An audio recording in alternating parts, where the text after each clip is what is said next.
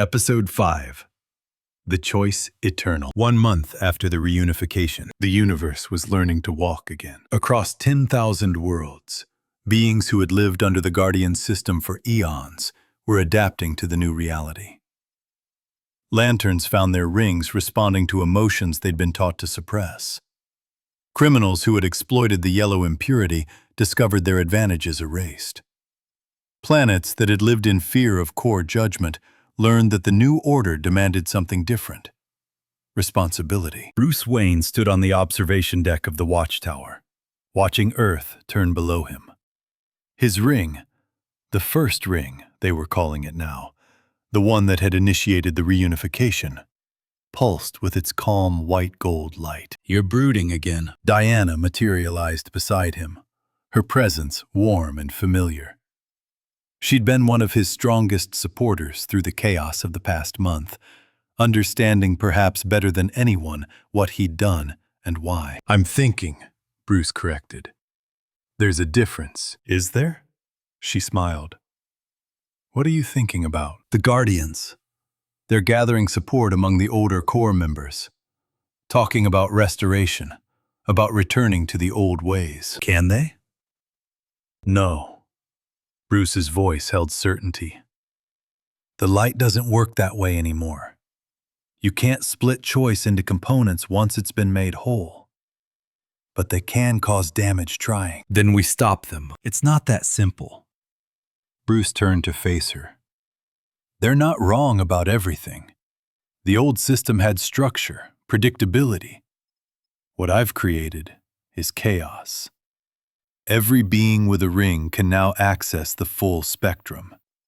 That means every conflict is potentially catastrophic." "Freedom always carries risk." "Yes, but I'm the one who forced that freedom on a universe that didn't ask for it." Bruce looked at his ring. "Sometimes I wonder if I had the right." Diana was quiet for a moment. Then, "Do you remember what you told Parallax? When it was still consumed by fear?" "I told it many things." "You told it that fear wasn't the enemy, that courage came from feeling fear and choosing action anyway." She placed her hand on his shoulder. "You didn't force freedom on the universe, Bruce. You gave it a choice it never had before. What beings do with that choice is their responsibility, not yours." Bruce was silent, processed. "The Guardians will make their move soon," Diana continued. "Ganthet has been sending messages. He says they've found something in the old archives, a weapon designed before the split, intended to redivide the light if reunification ever occurred." "I know. I've been tracking their research." "Of course you have." Diana's smile was fond. "What's your plan?" Bruce's ring pulsed, and something shifted in his expression.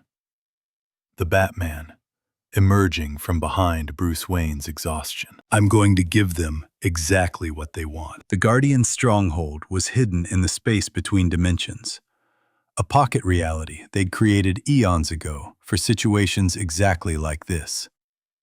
Inside, the surviving members of their council gathered around the device they'd spent a month reconstructing. The divider. It was ancient technology, built when the original light first manifested, and the Guardians realized they couldn't control it. A weapon designed to split unified emotions into manageable components, to turn choice back into will versus fear. "The calculations are complete," Ganthet announced. "Once activated, the divider will propagate through every ring in existence. The reunification will be undone." "And the Batman?" another Guardian asked. "His ring is the template for the new order. If we reverse the process, his ring will be destroyed, along with the entities he bonded with." Ganthet's voice held no pleasure, only necessity. "It is regrettable, but unavoidable. The universe cannot survive the chaos he's created." "Are you certain of that?" The voice came from everywhere at once. The Guardians spun, their ancient powers flaring, and found Bruce Wayne standing in their midst, his ring casting shadows that moved wrong. "How did you breach our sanctuary?" Ganthet demanded. "You built this place to be hidden from the green light, from the yellow light, from every color in the spectrum. Bruce's smile was thin. But you built it before the reunification. Before there was a light that contained all colors. He stepped forward, and the Guardians instinctively retreated. I know what you're planning. I've known since you started gathering the components. And I came here to offer you a choice. We don't negotiate with, you'll want to hear this. Bruce's voice cut through Ganthet's protest like a blade. Because your device works. I've analyzed the design. If you activate it, you will split the light again. The old order will be restored. The Guardians exchanged glances. But there's something you didn't account for, Bruce continued. Something the original designers couldn't have predicted. What? Me. Bruce raised his ring, and the Guardians saw what he had become. Truly saw it, for the first time. Not just a human with a powerful ring, but a nexus. The point where will and fear and hope and rage and every other emotion intersected. The living embodiment of choice. I'm bonded to the light now. Not just connected, integral. If you split it again, you won't just destroy my ring. You'll destroy the template for integration itself.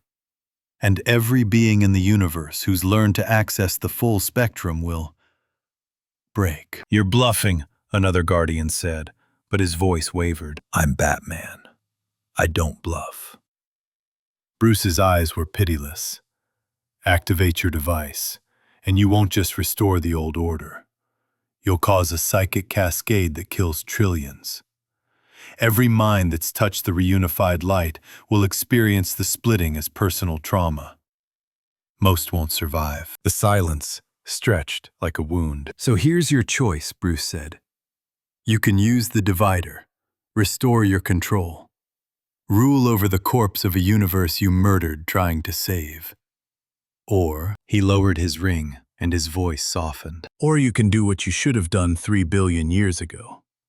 Trust that beings with free will can handle the responsibility that comes with it. Stop trying to control everything and start trying to guide. Become teachers instead of masters. Ganthet's ancient face worked through emotions no Guardian was supposed to feel. You ask us to abandon everything we've built. I ask you to evolve.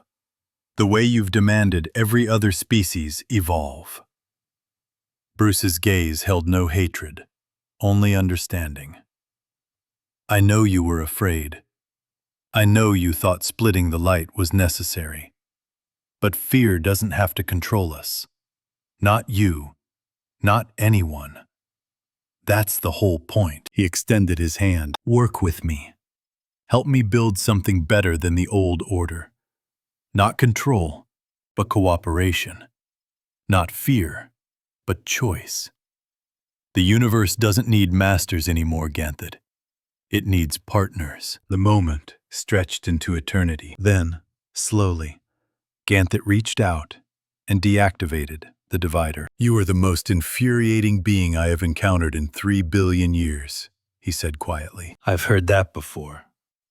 Bruce's smile was genuine. Does that mean we have a deal? Ganthet looked at his fellow Guardians, seeing the same exhaustion and resignation in their faces. The weight of eons, the burden of control, finally becoming too heavy to bear. We have a beginning, Ganthet said. Show us this new universe you've created, Bruce Wayne. Show us how choice works when it's not controlled. 6 months later. The core had been rebuilt, not as an army, but as a network. Lanterns still patrolled their sectors, still responded to threats, but the rigid hierarchy was gone. In its place, a system based on consensus and cooperation, where any lantern could access any color of the spectrum when the situation demanded. Some beings couldn't handle it. Some abused their new freedom. But more, far more, rose to the challenge, becoming heroes not because a ring forced them to, but because they chose to. Bruce Wayne stood in the Batcave, watching his monitors track threats across Gotham. His ring rested on a stand beside him, still bonded, still accessible, but no longer constantly active. He was Batman again. Had always been Batman, even when he was rewriting the laws of the universe. The ring was a tool, powerful beyond measure, but it wasn't what defined him. What defined him was the choice he made every night. To face fear, to protect the innocent, to be the nightmare that criminals dreaded. "Sir," Alfred's voice carried from the stairwell. "You have visitors." Bruce turned to find his allies descending into the cave. Clark and Diana, Hal and John, the Justice League, whole and present. "We've been talking," Clark said, "about the new order, about what it means for Earth, and we think you should lead it." Diana's voice was firm. "Not the Corps, not the Guardians, the League. Expanded, global. A team that represents choice rather than control." Bruce was silent for a long moment. "I'm not a leader," he said finally. "I work alone." "You keep saying that." Hal's grin was knowing. "And yet somehow you've managed to reshape the entire universe. Face it, Wayne. You're not as much of a loner as you pretend." Bruce looked at his ring, at the white gold light that represented everything he'd fought to create. Choice, courage, the freedom to face fear and act anyway. "I'll consider it," he said. "That's all we ask." Clark extended his hand. "Whatever you decide, we're with you. All of us." Bruce took his hand, felt the strength there, the trust, the hope. Outside, Gotham's night was waiting. Criminals to catch, innocents to protect. The eternal war against chaos and fear that had defined his life since he was 8 years old. But now he fought it with partners, with friends, with a universe that had learned what it meant to choose courage over control. His ring pulsed once, warm against his awareness. "Not bad for a mortal," Ion whispered. "Not bad at all." Bruce Wayne smiled, pulled on his cowl, and stepped into the darkness. Some things never changed, and some things were finally, perfectly right. Epilogue. In the space between moments, where the light lived, 3 entities contemplated their new existence. Ion, once parallax, once fear itself, now the embodiment of courage. The Butcher, once rage and abandonment, now integrated and whole. And between them, the presence of something new, something that had never existed before the reunification. "The human did well," Ion observed. "Better than well," the Butcher agreed. "He gave us something the Guardians never could." "What's that?" "Hope."